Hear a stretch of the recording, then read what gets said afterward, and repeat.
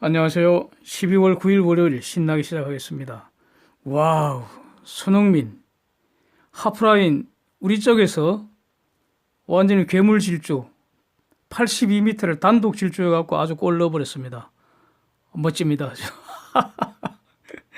같이 한번 보시죠. 미국 그 11월 고용지표, 실업률, 이런 여러 가지 경제지표들 너무 좋게 나왔고요. 이를 반영해서 주가도 크게 상승 반응했습니다. 다우가 337포인트 1.22% 올랐고요. S&P 500 지수 0.91% 상승, 나스닥 1% 상승입니다. 반도체 지수 1.56% 올랐고요. 마이크론 테크놀로지 2.81% 추가 급등했습니다. 미 국채 수익률 6개월 이하 단기물 내리고 장기물 위주로 비교적 크게 올라서 10년물 1.842%입니다. 달러 지수 97.6으로 올랐고 원달러 소폭 내려서 1186원 선, 원엔 10.92로 강보합, 위안달러 7.03으로 소폭 하락입니다. 유가는 오펙 플러스가 추가 감산 규모를 예상보다 많은 매일 50만 배럴로 발표한 영향을 받아서 1%대 상승했습니다. WTI 59불, 브렌트 64불선입니다. 그래서 이 영향을 분석하고 원유 선물 투자 전략을 살펴본 그 영상을 지난 토요일 7일 날 올렸습니다. 참고 바랍니다. 마지막에 링크 걸어두겠습니다. 데이터 정리합니다. 일본 10월 가계지출 전년비 5.1% 감소, 근로자 평균소득 전년비 0.5% 증가, 예상보다 낮은 값입니다. 일본 11월 외환보유액 1조 3,173억 불이고요. 독일 10월 산업생산 전월비 1.7% 감소입니다. 중공 11월 외환보유액 3조 960억 불로 전월보다 90억 불 감소는 했는데 아직 3조 원대가 무너지지는 않고 있습니다. 영국 주택가격지수 전년비 2.1% 증가, 이탈리아 10월 소매판매 전년비 1% 증가입니다. 브라질 11월 소비자 물가지수 전년비 3.27% 증가이고요. 미국 11월 비농업 고용지수 266K입니다. 예상치 186K를 크게 상회한 값입니다. 실업률도 3.5%고요. 다시 사상 최저치입니다. 시간당 평균임금 전년비 3.1% 올랐습니다. 미국 12월 미시건대 3대 소비자지수, 즉 소비자 심리지수, 소비자 기대지수, 소비자 평가지수 모두 예상보다 좋게 나왔습니다. 미시건대 5년 인플레 예상치 이전보다 낮은 2.3%입니다.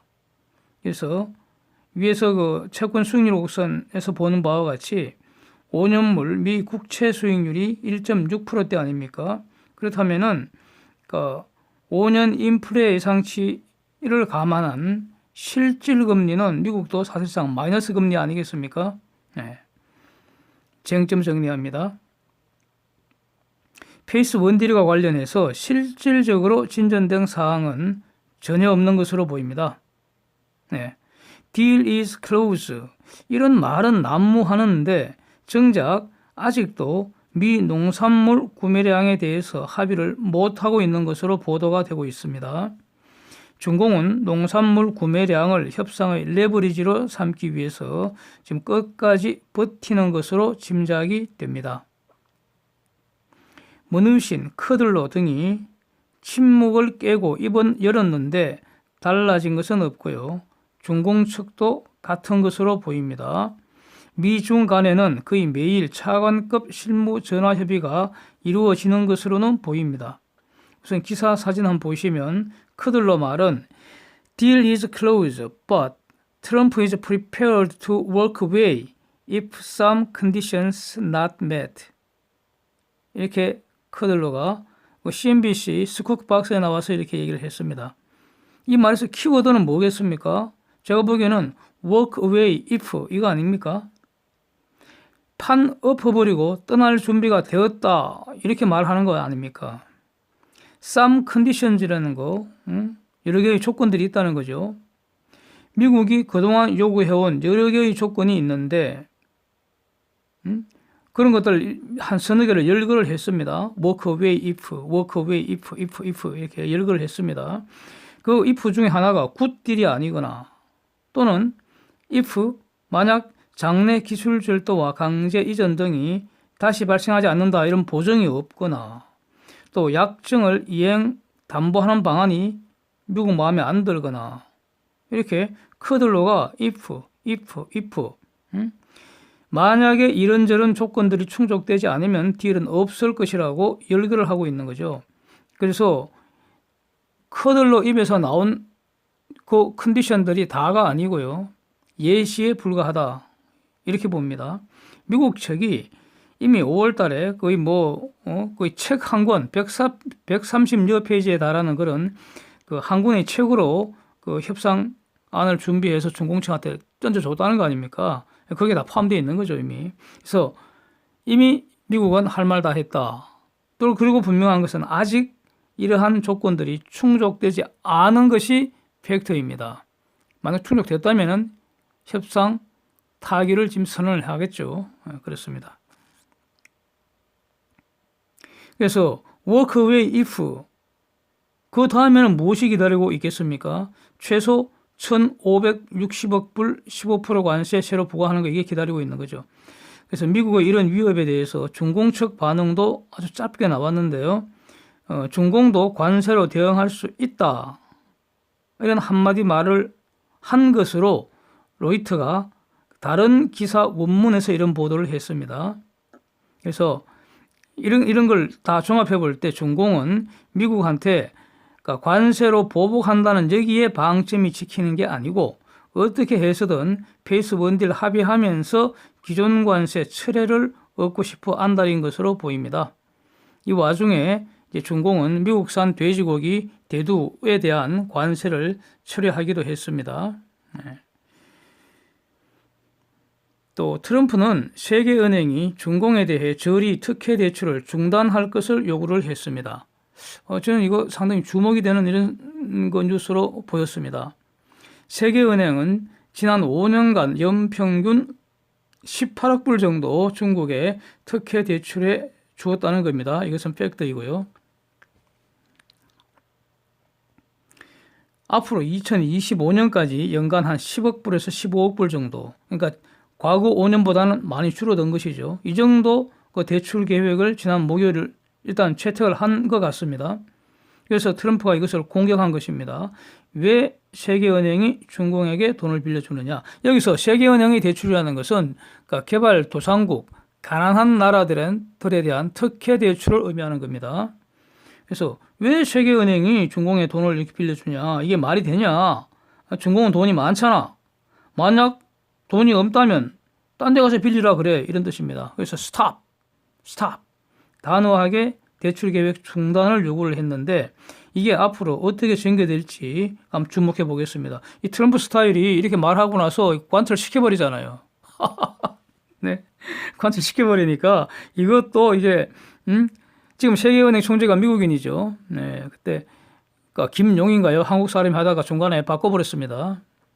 네, 한번 두고 보겠습니다. 한국 경제 추락 중인 것을 알리는 여러 가지 징표들이 계속 나오고 있는 것 같습니다. 네.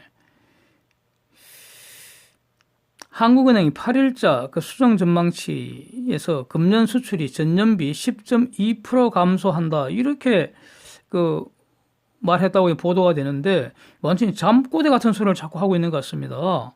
이미 10월까지 전년비 평균 10.38% 감소했고요. 11월에는 15.07%가 수출이 감소한 거 이게 지금 확인된 팩트입니다. 그래서 10.2% 이 감소 주장은 이게 맞으려면은 12월 수출이 폭증을 해야 된다는 건데 이게 가능하겠습니까 지금? 예? 이 잠꼬대 아니겠습니까?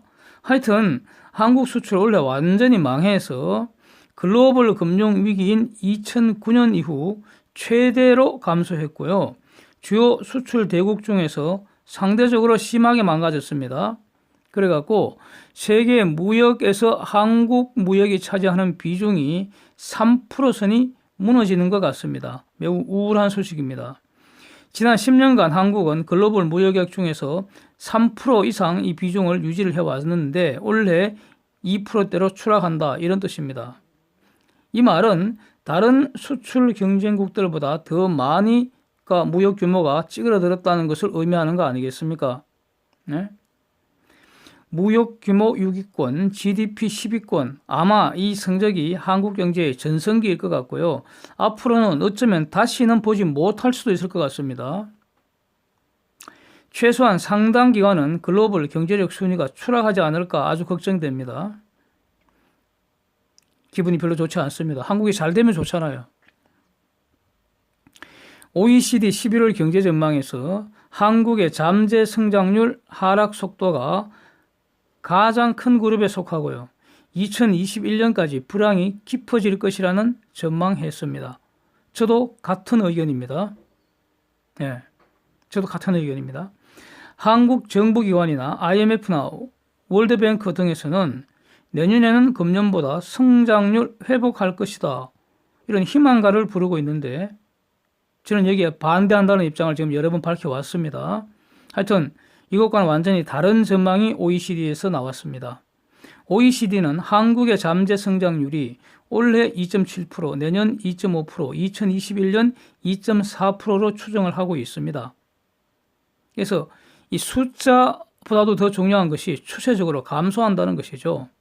잠재 성장률의 의미는 어떤 국가가 생산 요소는 기본적으로 노동과 자본이죠.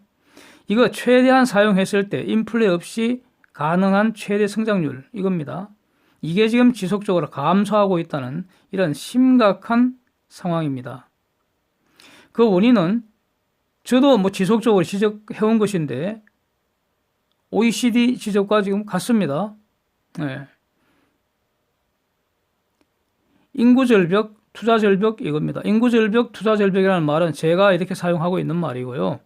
예, OECD 그 리포트에서는 생산 가능 인구 계속 감소하기 시작했다는 것과 투자가 계속 줄어들고 있다, 이렇게 표현한 겁니다. 그래서 저는 이것을 인구절벽, 투자절벽 이렇게 간결하게 표현을 하고 있습니다.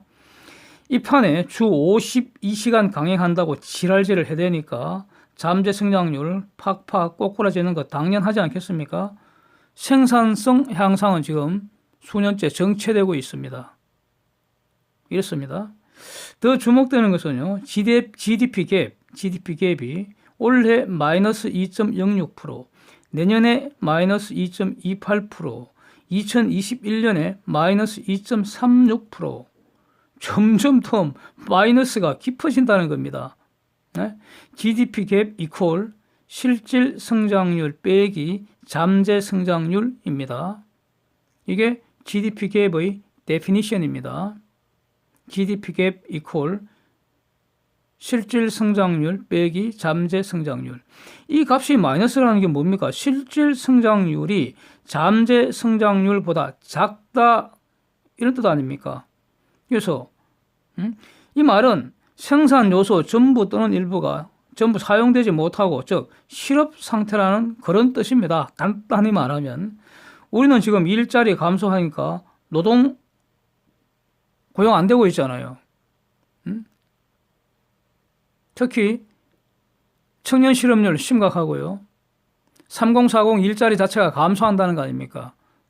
따라서 생산 가능 인구 줄어드는 것도 이런 심각한 상황임에도 불구하고 그나마 있는 그런 생산 가능 인구가 다 고용이 안 되고 있다는 겁니다. 투입이 안 되고 있다는 뜻입니다.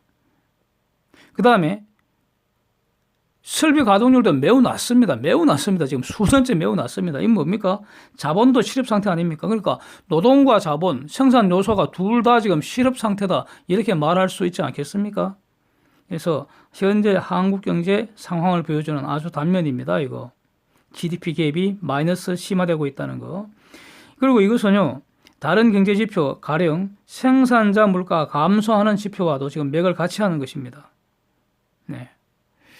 이 외에도 여러 개 지적할 수 있는데요. 제가 별도로 한번 이것만 집중적으로 분석하는 영상을 준비하겠습니다. 미국 UN, NGO 이들의 주장에 의하면은 그러니까 수천 명의 사상자, 7천 명 이상의 구금자 이번 이란 시위 과정에서 발생했다는 거 아닙니까? 이란 정부 발표로도 전국에서 한 20만 명 이상이 지금 시위를 했다고 지난달 11월 25일인가요? 그때 그렇게 시인을 했습니다. 발표했습니다. 인터넷이 지금 전면 차단된 상태에서 계속되고 있는 거죠. 자, 그렇게 된 계기가 이란에서 휘발유 1리터당 100원 하던 거를 150원으로 인상한 거, 이게 계기가 됐다는 거 아닙니까? 참 기가 막힌 일입니다. 월 60리터 이상 구매할 때는 휘발유 값이 100원에서 300원으로 올렸다는 겁니다. 이 땅만 파면 원유가 쏟아지는 나라인데 기름덩어리 위에서 살고 있는 나라인데도 휘발유가 품귀 사태입니다. 원유 천국의 휘발유 지옥. 이게 도대체 무엇을 말하고 있습니까? 시장에서 단절되면 넘치는 천연자원도 바위덩어리, 흙덩어리에 불과하고 그 살고 있는 사람들도 수만 시는 거지와 같게 된다는 거 아닙니까? 예, 시장을 떠나서는 이렇게 된다는 거죠. 유사한 상황이 북공에도 적용되는 것이라고 저는 생각합니다. 최근에 그 VOA, 보이스 오브 아메리카 등의 보도에 의하면은 북공이 히토류 광산 개발권을 중공에 넘기는 대신에 중공에게 태양광 발전소 지어달라 이런 거래를 제안했다고 합니다. 이게 중공의 히토류 산업협회인가 거기 홈페이지에 올라왔다는 거죠. 북공에서 이런 제안이 왔다고. 지금 그 북한 전역에는 천연 자원이 풍부하게 매장됐다 이렇게 알려져 있죠. 그래서 그 가치가 엄청나다. 그러면서 남북이 통일이 되면 어쩌고 저쩌고 소설 쓰는 덩신들이 엄청 많습니다. 이건 누가 모릅니까? 에? 전제 조건. 남북이 화해하고 통일이 되는 것, 그 전제 조건이 중요한데 그 지금 당분간은 실현 불가능하잖아요. 북공이 달리 생각하고 달리 행동하지 않으면 불가능한 조건입니다. 네? 한국이 문제가 아니라고요. 그 다음에 그 천연 자원의 가치를 도대체 어디서 어떻게 평가합니까? 바로 시장입니다. 시장. 네? 북공의 천연 자원이 시장에 접근할 수 없다면 그것들은 모두 돌덩어리, 흙덩어리에 불과합니다. 제가 이전에도 몇 번 이런 말씀 드린 바 있습니다. 북공의 시장은 지금 차단되고 있습니다. 이것이 풀리지 않는 한 그림의 떡입니다. 중공 따위가 감히 미국의 반대에도 불구하고 북공의 제안을 받아들이지 못할 것입니다. 북공의 시장이 차단되었는데 북공이 중공을 통하여 시장에 접근하도록 허용을 하겠습니까? 불가능할 것입니다. 그래서 이 꼬맹이와 애송이들은 이 사실을 빨리 깨달아야 살 길이 보일 것입니다. 지금 미국이 중공도 서서히 시장을 차단하고 있다는 사실 아직도 못 보고 있습니까? 미국이 막으면 뚫을 자가 없고요. 미국이 찌르면 막을 자가 없을 것입니다. 오늘 월요일이고 해서 아주 인베스트 인사이트에서 좀 근본적인 문제 같이 한번 공유하고자 합니다. IPO 비용 효과 분석이라거나 또는 기업 공개나 자발적 상장 폐지 이런 주제를 가지고 인베스트 인사이트 한번 말씀드려 보겠습니다. 전도 양양하고 즉 성장성이 좋고 사업 모델도 좋고 하여튼 한마디로 정말로 좋은 회사라면 여러분은 팔겠습니까? 안 팔죠. 그런데 이 IPO라는 것, Initial Public Offering, 이 기업 공개라는 거 이거 본질은 일반인에게 주식 팔아치우는 거 아닙니까? 예? 그게 정말로 좋은 회사라면 자기가 갖고 있지 왜 남한테 팔려고 안달입니까? 물론 당장 지분을 다 팔지는 않지만 공개하고 나서 회사는 껍데기를 만들고 주식은 비싸게 야금야금 팔아치워버리고 떠날 수도 있잖아요. 좋은 물건은 자기가 갖고 있고 나쁜 물건은 좋다고 뻥치면서 비싸게 팔려는 것이 인간들의 대체적인 본능 아닙니까? 그래서 이게 기업 공개에서는 다르겠습니까? 고민해 보시기 바라겠습니다. 하여튼 기업 공개를 하고 상장 회사를 유지하는 것도 이거 공짜가 절대 아니고요. 많은 돈이 듭니다. 그럼에도 공개를 한다면은 그 공개로 인한 편익이 공개의 비용보다 더 커야 공개의 실익이 있지 않겠습니까? 그렇다면 기업 공개의 편익이 도대체 뭡니까? 자금 조달의 편의성입니다. 특히 대규모 자금 조달의 편의성. 그런데 돈을 가지려면 대가로 무언가를 팔아야 하는데 이 자본시장에서는 바로 주식이나 채권을 파는 것입니다. 물론 이 외에도 CB나 BW 등등 신종사채다 뭐다 많이 있지만 결국은 주식과 채권을 적절한 비율로 섞어 놓은 것에 불과합니다. 그래서 장래 자금 조달의 편리성을 현재 가치로 정확하게 평가하는 것이 중요하겠습니다. 그렇죠? 그래야지 기업 공개의 대가와 비교할 수 있으니까요. 기업 공개하는 그 대가는 도대체 뭡니까? 기업 공개하는 과정에서 수수료와 세금으로 목돈 왕창 나가야 하고요. 공개 후 상장을 유지하는데도 여러 명목으로 주기적으로 상장 유지 비용이 발생합니다. 이 외에도요, 금감원 등의 규제와 감독, 행정지도 등을 받아야 합니다. 여기저기서 간섭하고 훈수질하는 연놈들이 자꾸 늘어나게 된다는 겁니다. 엄청 귀찮고 성가시고 짜증나잖아요, 이런 거. 예? 되지도 않는 훈수 받는 것도 공짜가 아닙니다.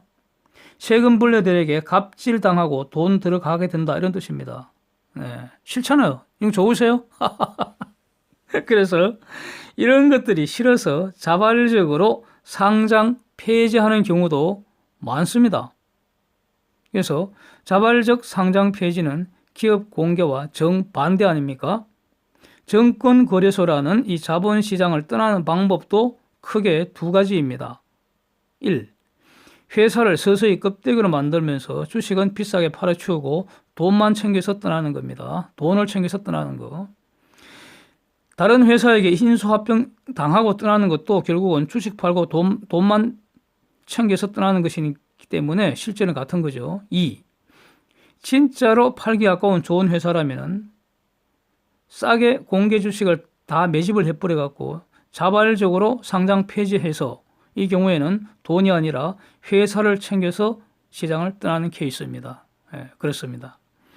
자, 이상입니다. 오늘도 함께해 주셔서 감사드립니다.